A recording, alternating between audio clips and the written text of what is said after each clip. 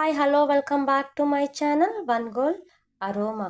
ಇವತ್ತು ನಾನು ತೋರಿಸುತ್ತಿರುವ ರೆಸಿಪಿ ಏನಂದರೆ ನಮ್ಮ ಆಂಧ್ರ ಅಡುಗೆ ತೋರಿಸುತ್ತಿದ್ದೇನೆ. ಅದೇ ಏನಂದರೆ ಬೆಳ್ಳುಳ್ಳಿ ಖಾರ, ಎಗ್ ಬೆಳ್ಳುಳ್ಳಿ ಖಾರ. ಇದು ಒಂದು ಒಳ್ಳೆಯ ರೆಸಿಪಿ. ಆಮೇಲೆ ನೀವು ಮಸ್ಟ್ ಟ್ರೈ ಮಾಡಿ, ಆಮೇಲೆ ಹೇಗೆ ಬಂದಿದೆ ನಮಗೆ ಕಮೆಂಟ್ ಮಾಡಿ. ಎಗ್ ಅನ್ನೋದು ಒಂದು ಒಳ್ಳೆಯ ರೆಸಿಪಿ. ಎಗ್ಗಿಂದ ಏನಾದರೂ ಮಾಡ್ಬೋದು, ಎಲ್ಲನೂ ಇಷ್ಟವಾಗಿದೆ ಅಂತಾರೆ. ಆದರೆ ಎಗ್ನಲ್ಲಿ ಬೆಳ್ಳುಳ್ಳಿ ಹಾಕಿ ಟ್ರೈ ಮಾಡಿ, ಬೆಳ್ಳುಳ್ಳಿ ಖಾರ ಹಾಕಿ ಟ್ರೈ ಮಾಡಿ. ಆಮೇಲೆ ನಿಮ್ಮ ಮನೇಲಿ ಎಲ್ಲರೂ ಊಟ ಎಲ್ಲ ಮುಗಿಸ್ತಾರೆ, ಹಾಗೆ ತಿಂತಾರೆ, ಇಷ್ಟವಾಗಿ ತಿಂತಾರೆ. ಇದು ನನ್ನ ಪ್ರಾಮಿಸ್ಸು. ನೀವು ನೋಡ್ತಾ ಇದ್ದೀರಲ್ಲ ನಾನು ಹೇಗೆ ಮಾಡಿದ್ದೇನೆ, ಅದನ್ನೇ ನೀವೀಗ ಫಾಲೋ ಮಾಡಿ. ನೀವು ಈಗ ಹೇಗೆ ಮಾಡೋದು ನಾನು ತೋರಿಸುತ್ತಿದ್ದೇನೆ ನೋಡಿ.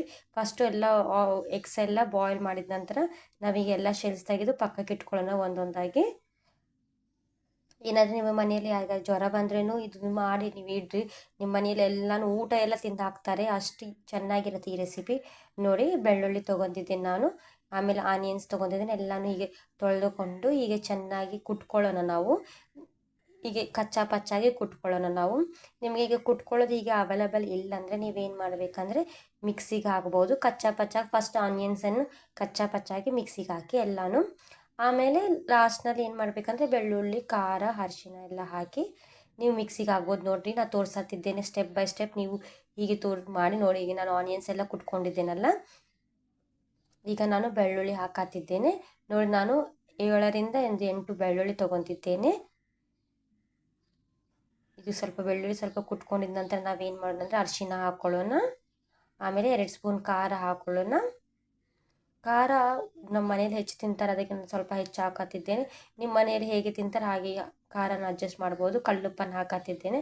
ನಾನು ಎಲ್ಲ ವೀಡಿಯೋದಲ್ಲಿ ಹೇಳೋದು ಒಂದೇ ಒಂದು, ಕಲ್ಲುಪ್ಪಿರೋ ಟೇಸ್ಟ್ ಸಾಲ್ಟಿಗೆ ಬರಲ್ಲ. ನೀವು ಮಸ್ಟ್ ಟ್ರೈ ಮಾಡಿ ಕಲ್ಲುಪ್ಪು ಹಾಕಿ. ನೋಡ್ತಾ ಇದ್ರೆ ಇಲ್ಲಿಗೆ ಚೆನ್ನಾಗಿ ಕುಟ್ಕೊಳ್ಳೋಣ, ಫೈನಾಗಿ ಕುಟ್ಕೊಳ್ಳೋಣ. ಮಿಕ್ಸಿಗೆ ಹಾಕೋರು ಫೈನಾಗಿ ಮಿಕ್ಸಿಗೆ ಹಾಕೋರು ಇದನ್ನು. ಆಮೇಲೆ ಆನಿಯನ್ಸ್ ಅನ್ನೋದು ಕಚ್ಚಾ ಪಚ್ಚಾಗಿ ಮಿಕ್ಸಿಗೆ ಹಾಕ್ರಿ ನೋಡಿ. ಈಗ ಎಲ್ಲನೂ ನೀಟಾಗಿ ಅದಕ್ಕಿದ್ದು ಎಲ್ಲನೂ ತೆಗೆದುಕೊಂಡು ಈಗ ಒಂದು ಪಾತ್ರೆಯಲ್ಲಿ ಆಯಿಲ್ ಹಾಕ್ಕೊಳ್ಳೋಣ. ಆಯಿಲ್ ಹಾಕಿದ ನಂತರ ಒಗ್ಗರಣೆ ಕಾಳುಗಳನ್ನು ಹಾಕೊಳ್ಳೋ. ಆಯಿಲ್ ಸ್ವಲ್ಪ ಹೀಟ್ ಆದರೆ ಒಗ್ಗರಣೆ ಕಾಳುಗಳನ್ನು ಹಾಕ್ಕೊಳ್ಳೋಣ. ಆಮೇಲೆ ಮೆಣಸಿನ್ಕಾಯಿ ಒಂದು 4 ಮೆಣಸಿನ್ಕಾಯಿ ಹಾಕೊಳ್ಳೋಣ. ಮೆಣಸಿನ್ಕಾಯಿನ ಮಧ್ಯದಲ್ಲಿ ಸ್ವಲ್ಪ ಕಟ್ ಮಾಡಿ ಹಾಕಿದ್ದೀನಿ ನಾನು. ಆಮೇಲೆ ಕರಿಬೇವು ಹಾಕ್ಕೊಳ್ಳೋಣ. ಹೀಗೆ ಸ್ವಲ್ಪ 2 ನಿಮಿಷ ಹೀಗೆ ಫ್ರೈ ಮಾಡೋಣ. ಚಿಟ್ಪಟ್ ಅನ್ನಬೇಕು. ಹಾಗೆ ಫ್ರೈ ಮಾಡಿದ ನಂತರ ನಾವು ಆನಿಯನ್ಸ್ ಹಾಕ್ಕೊಳ್ಳೋಣ. ಆನಿಯನ್ಸ್ ಕುಟ್ಕೊಂಡಿದ್ದು ಆನಿಯನ್ಸ್ ಇರುತ್ತಲ್ಲ ಅದು ಹಾಕ್ಕೊಳ್ಳೋಣ. ಹಾಕಿ ಚೆನ್ನಾಗಿ ಫ್ರೈ ಮಾಡೋಣ.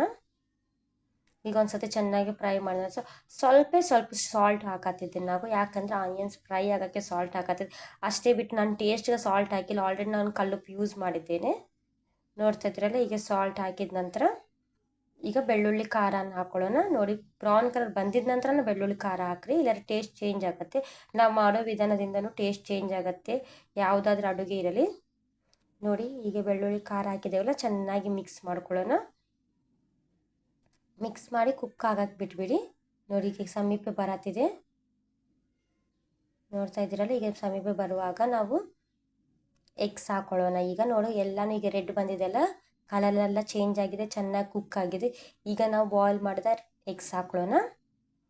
ಎಗ್ಸ್ ಹಾಕಿ ಈಗ ಚೆನ್ನಾಗಿ ಮಿಕ್ಸ್ ಮಾಡೋಣ. ಎಗ್ಸ್ ಅನ್ನೋದು ಈ ಮಸಾಲ ಎಲ್ಲ ಅದಕ್ಕೆ ಹತ್ತಬೇಕು. ಮಸಾಲ ಅಂದರೆ ಮಸಾಲ ಅಲ್ಲ, ಈ ಆನಿಯನ್ಸ್ ಪೇಸ್ಟ್ ಆಮೇಲೆ ಇದೆಲ್ಲನೂ ಚೆನ್ನಾಗಿ ಬೆಳ್ಳುಳ್ಳಿ ಖಾರ ಇದೆಲ್ಲ ಚೆನ್ನಾಗಿ ಅದಕ್ಕೆ ಹಿಡಿಬೇಕು. 5ರಿಂದ 10 ನಿಮಿಷ ಚೆನ್ನಾಗಿ ಕುಕ್ ಮಾಡಕ್ಕೆ ಬಿಟ್ಬಿಡಿ.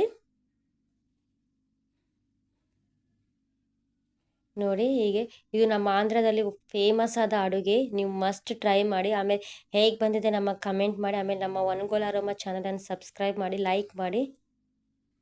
ನೋಡ್ತಾ ಇದ್ರಲ್ಲ ಎಷ್ಟು ಚೆನ್ನಾಗಿ ಬಂದಿದೆ. ಲೈಕ್ ಮಾಡಿ, ಸಬ್ಸ್ಕ್ರೈಬ್ ಮಾಡಿ ನಮ್ಮ ಒನ್ ಗೋಲ್ ಅರೋಮಾ ಚಾನಲ್.